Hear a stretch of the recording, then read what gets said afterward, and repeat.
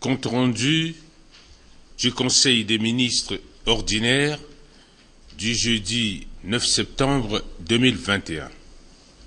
Le jeudi 9 septembre 2021, sous la très haute présidence de son Excellence, professeur Faustin Archange Touadéra, président de la République, chef de l'État, le Conseil des ministres a tenu sa séance ordinaire à 15h40 autour de l'ordre du jour suivant: les interpellations, les questions, les dossiers à examiner, les communications ministérielles et les divers.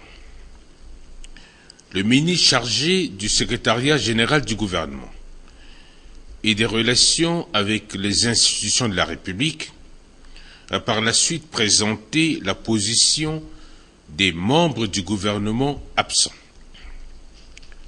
Au titre des interpellations, Son Excellence, Monsieur le Président de la République, chef de l'État, a interpellé le ministre chargé de l'équipement et des travaux publics sur le courrier qui lui a été adressé par la société Satom, l'informant des évaluations faites par rapport aux travaux qu'ils ont réalisés. En réponse, le ministre a indiqué que cette note n'engage pas son département dont il a la charge, parce que ses services techniques de contrôle n'ont pas participé à cette évaluation. Son Excellence, Monsieur le Président de la République, chef de l'État, a interpellé le ministre d'État chargé du désarmement, de la démobilisation, de la réinsertion, du rapatriement et du suivi de l'accord politique pour la paix et la réconciliation de notre pays, ainsi que le ministre de l'Intérieur et de la Sécurité publique sur les opérations de désarmement volontaire et de l'attroupement observé des jeunes devant l'École nationale de la police. Le ministre d'État, en réponse, a indiqué que lors d'une réunion tenue au cabinet du ministre de la Défense nationale, la MINUSCA a rassuré qu'elle dispose d'un volet désarmement volontaire pour la prise en charge des jeunes démobilisés. À ce sujet, Son Excellence, Monsieur le Président de la République, chef de l'État, a demandé au ministre de beaucoup communiquer sur cette question afin d'apaiser et rassurer ces jeunes pour éviter les manipulations. Son Excellence, Monsieur le Président de la République, chef de l'État, a également interpellé Madame le ministre chargée du Commerce et de l'Industrie sur les autorisations d'importation du sucre en République centrafricaine et lui a demandé de présenter la situation. En réponse, Madame le ministre a indiqué qu'un travail est en train d'être fait par ses services et qu'un compte-rendu sera adressé à la très haute autorité dans un plus bref délai. Au titre des dossiers à examiner, le ministre chargé des Finances et du Budget a soumis à l'examen du Conseil le projet de décret modifiant et complétant certaines dispositions du décret numéro 19.093 portant plan comptable de l'État. Le ministre a indiqué que dans le cadre des réformes entreprises en République centrafricaine depuis plusieurs années, les directives de la Communauté économique et monétaire de l'Afrique centrale, CEMAC, ont été transposées en droit national pour renforcer le corpus juridique de gestion de nos finances publiques. Dans ce contexte, notre pays a disposé de nouveaux textes législatifs et réglementaires, parmi lesquels figure le décret numéro 19.093 du 27 mars 2019 portant plan comptable de l'État. Or, il se trouve que certaines dispositions contenues dans ce décret ne peuvent être appliquées en vue d'une mise en œuvre effective de la comptabilité générale de l'État selon les normes et standards internationaux. Certaines dispositions comportent des insuffisances notables qu'il faut obligatoirement corriger. D'autres exigent qu'elles soient complétées, tandis que quelques-unes méritent d'être renforcées par des règles et principes qui organisent ce cadre juridique dans la perspective du basculement de nos finances publiques en mode budget-programme. Pour le renforcement de ce système, les dispositions relatives aux modalités d'application des amortissements et des provisions et aux règles de valorisation des actifs, des passifs et de détermination du résultat ne peuvent pas être développées dans ce décret. Il a été prévu la création du Conseil de normalisation des comptes publics devant se charger de la production du recueil de normes comptables de l'État contenant les détails nécessaires à la mise en œuvre de la comptabilité générale. L'autre renforcement a trait à l'instauration des dispositions traitant du lien entre la comptabilité générale, la comptabilité budgétaire, la comptabilité matière et la comptabilité analytique, des coûts donnant ainsi un sens à l'organisation comptable d'ensemble dans la perspective d'un budget-programme. De ce qui précède, le ministre a sollicité l'accord du Conseil en vue de procéder à l'amélioration et à la mise en conformité du plan comptable de l'État de notre pays aux standards internationaux et aux bonnes pratiques. Après débat, le Conseil a marqué son accord et a adopté le dit projet de décret révisé. Le ministre chargé de l'administration du territoire, de la décentralisation et du développement local a soumis à l'examen du Conseil 3 dossiers. Le premier dossier est relatif au projet de loi fixant les limites territoriales de la région du Bas-Ubangui, des préfectures et sous-préfectures créées par la loi numéro 21.001 du 21 janvier 2021 relative aux circonscriptions administratives. Le ministre a indiqué que le Conseil des ministres du 26 août 2021 a examiné le projet de loi cité ci haut et a formulé des observations dont le département a pris en compte. Ainsi, les cartes sollicitées par le Conseil reprennent la représentation visuelle des limites des circonscriptions administratives d'une manière générale, y compris les limites de celles nouvellement créées telles que fixées dans les dispositions du présent projet de loi. Étant donné que le département a satisfait aux manquements contenus dans ce projet de loi rectificative, a relevé par le Conseil des ministres du 26 août 2021, le ministre a sollicité son adoption en vue de sa transmission à l'Assemblée nationale pour examen et adoption. Au terme des débats riches qui marquent une mutation profonde de l'organisation territoriale de notre pays, le Conseil a marqué son accord et a adopté le dit projet de loi. Par ailleurs, le Conseil a instruit le ministre de prendre toutes les dispositions nécessaires pour sa transmission à l'Assemblée nationale pour examen et adoption. Le deuxième dossier concerne le projet de loi rectificative de la loi numéro 20.008 du 7 avril 2020 portant organisation et fonctionnement des collectivités territoriales. Le ministre a indiqué que la loi numéro 20.008 du 7 avril 2020 portant organisation et fonctionnement des collectivités territoriales a été adopté par l'Assemblée nationale et promulgué par le président de la République, chef de l'État, le 7 avril 2020. Il a été noté des erratums et insuffisances. En ce qui concerne les insuffisances, il y a des problèmes au niveau de la définition d'une commune d'élevage et de la population devant la composer. Si la volonté du législateur est de faire d'une commune d'élevage une implantation durable et la concentration des campements d'éleveurs transhumants, cette volonté ne serait rendue possible du fait que les éleveurs transhumants sont des nomades, d'où la nécessité d'apporter des retouches au passage y afférent.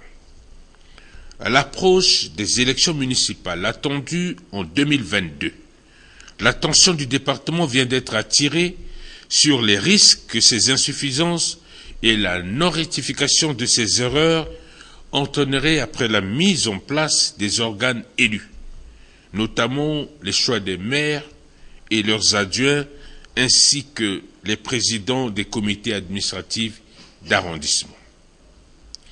Eu égard à ce qui précède, le ministre a sollicité du Conseil l'adoption de ce projet de loi rectificative afin de remédier à cette situation. Après débat, le Conseil a marqué son accord pour la rectification des articles 122, 126, 127 alinéa 3, 167, 198 alinéa 1er, 211 et 213 et adopté le dit projet de loi. Le Conseil a par ailleurs instruit le ministre de prendre toutes les dispositions nécessaires pour sa transmission à l'Assemblée nationale pour examen et adoption. Le troisième dossier présenté est relatif à la note sur le lancement du processus électoral pour les municipales en République centrafricaine. Le ministre a indiqué qu'en promulguant la loi numéro 20.008 du 7 avril 2020 portant organisation et fonctionnement des collectivités territoriales et dans l'optique de sa mise en œuvre effective, Son Excellence, Monsieur le Président de la République, chef de l'État, a fait le choix de la décentralisation comme un des modes de l'administration territoriale de la République centrafricaine à travers l'organisation prochaine des élections locales et la mise en place des organes délibérants élus en vue du développement local intégral. La participation citoyenne à ces élections témoignera de leur engagement à s'auto-administrer, à profiter des potentialités diverses de leurs territoires, à les exploiter et à contribuer ainsi par le développement de leur localité à celui de l'ensemble du pays et à son émergence. À cet effet, un délai de 2 ans est prévu pour l'organisation et la tenue des élections municipales à compter de la date de promulgation de la loi susvisée, soit le 7 avril 2022. Dans ce contexte, il apparaît nécessaire, pour autoriser l'organisation des séances, ateliers et missions de sensibilisation sur les lois portant respectivement organisation et fonctionnement des collectivités territoriales, organisation et fonctionnement des circonscriptions administratives et le code électoral en République centrafricaine. À cet effet, le ministre a sollicité du Conseil l'autorisation lui permettant de procéder au démarrage des opérations préparatoires des dites élections. Au terme des débats, le Conseil a marqué son accord pour le démarrage de ces opérations électorales. À cet effet, Son Excellence, Monsieur le Président de la République, chef de l'État, prononcera une déclaration solennelle dans le cadre du lancement du processus électoral pour les municipales. Le ministre chargé de l'enseignement supérieur, de la recherche scientifique et de l'innovation technologique a soumis à l'examen du Conseil une note relative à la demande d'appui de l'État aux étudiants centrafricains bénéficiaires de la bourse de la coopération marocaine au titre de l'année académique 2020-2021. Le ministre a indiqué que le Royaume du Maroc a décidé d'accueillir 100 étudiants centrafricains bénéficiaires de la bourse de la coopération marocaine au titre de l'année académique 2020-2021. Ceux-ci sont autorisés à regagner leur université d'accueil le 15 septembre 2021. Étant donné que certaines familles n'arrivent pas à mobiliser les ressources financières nécessaires pour procurer les billets d'avion aller à leurs enfants, faisant ainsi perdre une partie du quota de bourse réservé à la RCA, d'une part, et eu égard à l'imminence de la date de départ des boursiers fixés au 15 septembre 2021, d'autre part, le ministre a sollicité l'accord du Conseil pour la prise en charge des dépenses susmentionnées, très profitable pour nos étudiants bénéficiaires de ces bourses. Après débat, le Conseil a marqué son accord pour que le ministre des Finances et du Budget prenne les dispositions nécessaires pour les dépenses inhérentes aux billets d'avion aller de ces étudiants bénéficiaires de la bourse de la coopération marocaine. Le ministre chargé de l'Éducation nationale a soumis à l'examen du Conseil une note relative au choix du site de la cérémonie de lancement officiel de la rentrée académique 2021-2022. Le ministre a indiqué que la rentrée académique 2021-2022 est prévue le 18 octobre 2021. À cet effet, 3 sites sont proposés au choix pour abriter la cérémonie de lancement officielle, qui sera placée sous la très haute présidence de son Excellence, Monsieur le Président de la République, chef de l'État. Il s'agit donc de la ville de Grimari, en raison de la célébration cette année du centenaire du roman Batouala de l'écrivain René Maran, dont la scène s'est déroulée à Krébédje, l'actuel Grimari. La ville de Boire, pour servir de tremplin pour le moral de la population de cette ville et surtout les enfants affectés par les événements malheureux que notre pays a connus. Le lycée de Miskine à Bangui, pour le fait que cette cérémonie permettra de procéder à l'inauguration du nouveau bâtiment du lycée construit sur le financement de la Banque africaine de développement. Le thème retenu pour la circonstance est ainsi intitulé « Éduquer pour promouvoir les valeurs morales, civiques et culturelles ». Le ministre a sollicité à cet effet l'accord du Conseil pour lui permettre d'organiser la dite cérémonie de lancement officiel de cette rentrée académique. Au terme des débats, le Conseil a marqué son accord pour le site du lycée de Miskine en vue du lancement officiel de la dite rentrée académique 2021-2022 prévu pour le 11 octobre 2021. Ce lancement sera couplé avec la cérémonie d'inauguration du nouveau bâtiment du lycée de Miskine, conçu sur financement de la Banque africaine de développement. Madame le ministre chargé de l'action humanitaire, de la solidarité et de la réconciliation nationale, a soumis à l'examen du Conseil la note relative à la prise en charge de des commissaires de la Commission Vérité, Justice, Réparation et Réconciliation CVJ2R.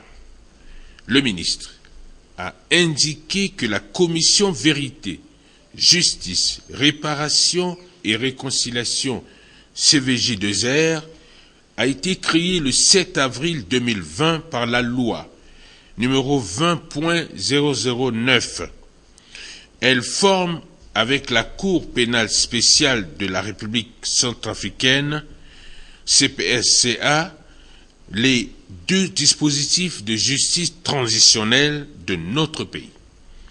Cela répond à la volonté des forces vives de la nation exprimée dans les conclusions finales du forum de Bangui de mai 2015, ainsi que les recommandations de l'accord politique pour la paix et la réconciliation en République centrafricaine, APPR-RCA, négocié à Khartoum, au Soudan, et signé à Bangui le 6 février 2019.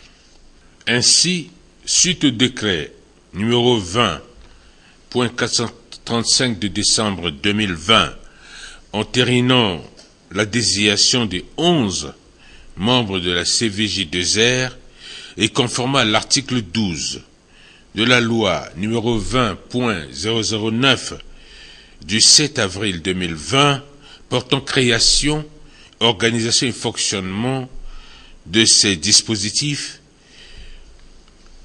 les 11 membres ont prêté serment le 2 juillet 2021 devant la Cour d'appel de Bangui.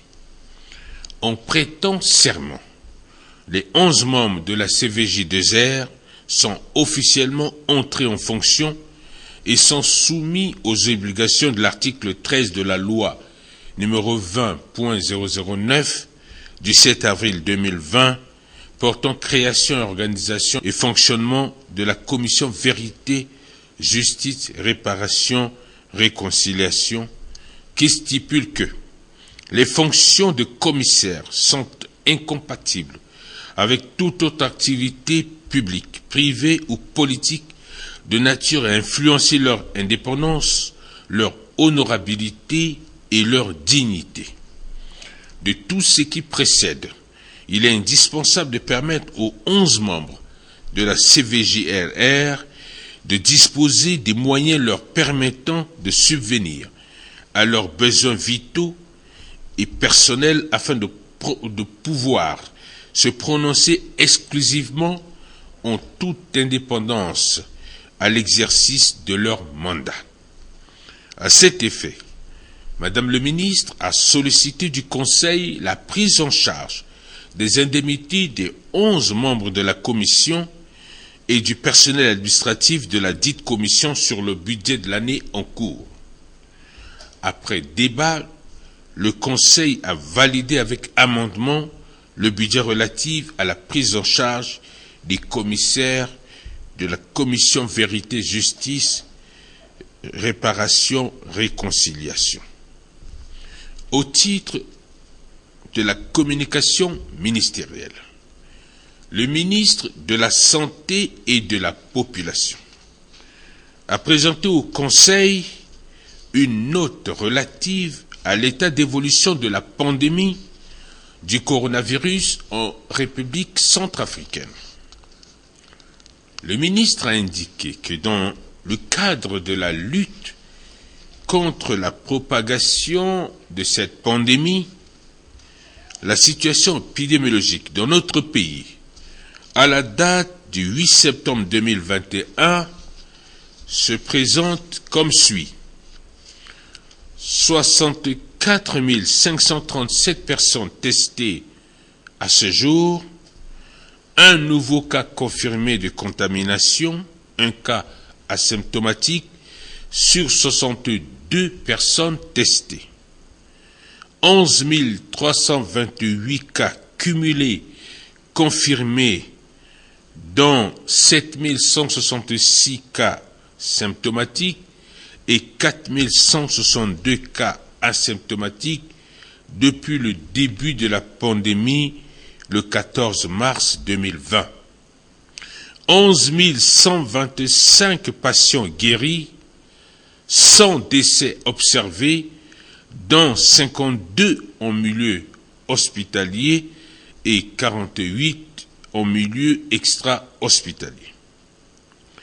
6 579 cas confirmés de transmission locale et 581 cas importés depuis le 14 mars 2020. 0 décès enregistré dans la 36e semaine de l'année en cours. 104 609 personnes vaccinées contre la COVID-19 à ce jour dans les districts des régions sanitaires numéro 1, 2, 3, 4 et 7. 345 appels reçus sur la ligne verte 1212, 14 246 appels cumulés reçus depuis le 1er juillet 2021. Le ministre a également présenté au Conseil une note sur l'opérationnalisation partielle de la stratégie nationale de surveillance à base communautaire dans notre pays. Le ministre a indiqué qu'en RCA, la pandémie du Covid-19 avait pris une allure communautaire depuis le mois de juin 2020 en se propageant dans les grandes villes du pays, principalement à Bangui. À cet effet, le comité de crise mis en place a validé la mise en œuvre de cette stratégie nationale. Une phase pilote avait démarré dans le 3e arrondissement de Bangui de juillet à octobre 2020. La communauté a fait montre d'une grande acceptation de l'activité et les résultats ont été très satisfaisants, a conclu le ministre. Au titre des divers, le ministre chargé de l'agriculture et du développement rural a rendu compte au Conseil de la mission qu'il effectue du 3 au 4 septembre 2021 dans la sous-préfecture de Bouali.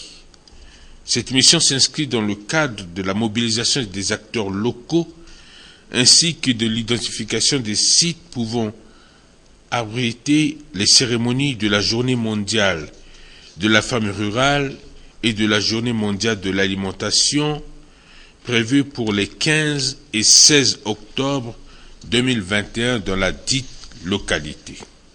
En outre, le ministre a informé le Conseil que le Fonds des Nations Unies pour l'alimentation, la FAO, l'avait saisi d'une correspondance relative à la mise en exécution d'un programme financé par l'USAID dans la ville de Bangassou au profit d'environ 1300 personnes.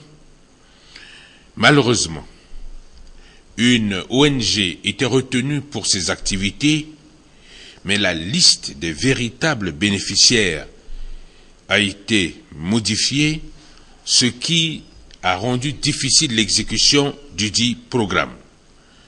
À ce sujet, Son Excellence, Monsieur le Président de la République, chef de l'État, a instruit le ministre de l'Agriculture et du Développement rural et celui de l'administration du territoire et de la décentralisation de se concerter en vue de trouver très rapidement une solution à ce problème. Enfin, le ministre a informé le Conseil d'une visite agropastorale effectuée à Sakai 1, 2, 3 dans le cadre d'un programme d'appui aux producteurs de cette zone à travers l'aménagement d'une superficie de 50 hectares, l'irrigation d'eau ainsi que la construction d'un marché communautaire. Le ministre a également fait mention de la préoccupation de ces producteurs concernant l'insécurité qui devient de plus en plus grandissante dans cette zone. Le ministre chargé des Transports et de l'Aviation civile a rendu compte au Conseil de la deuxième réunion interministérielle sur le transfert du port Amont de la Socatraf à la société Mercure Logistique. À cet effet, la Socatraf doit libérer les hangars qu'elle continue d'utiliser. Le ministère en charge de l'économie, du plan et de la coopération internationale, qui dispose d'un hangar, sera remis à la société Mercure. Un pousseur est déjà disponible au niveau de Brazzaville. Les premières cargaisons de ciment seront acheminées à Bangui d'ici la fin du mois de septembre. Mais la question qui reste en suspens est les préoccupations soulevées par la société Socatraf dues au manque à gagner. Mais cette question a été débattue et le ministre des Finances a estimé que ces experts vont examiner attentivement les contours et trouveront une réponse appropriée à ces revendications. En reprenant la parole, Son Excellence, Monsieur le Président de la République, chef de l'État, a encouragé les experts à poursuivre l'évaluation afin de tirer au clair ce dossier. Madame le ministre des Affaires étrangères et des Centrafricains de l'étranger a informé le Conseil du décès d'un compatriote, secrétaire exécutif du CIPRES, survenu à Lomé, au Togo. Des dispositions sont en train d'être prises pour le rapatriement de la dépouille. Madame le ministre a aussi informé le Conseil que dans la nuit du 3 au 4 septembre 2021, 3 enfants centrafricains sont décédés dans un incendie d'origine inconnue à Libreville, au Gabon.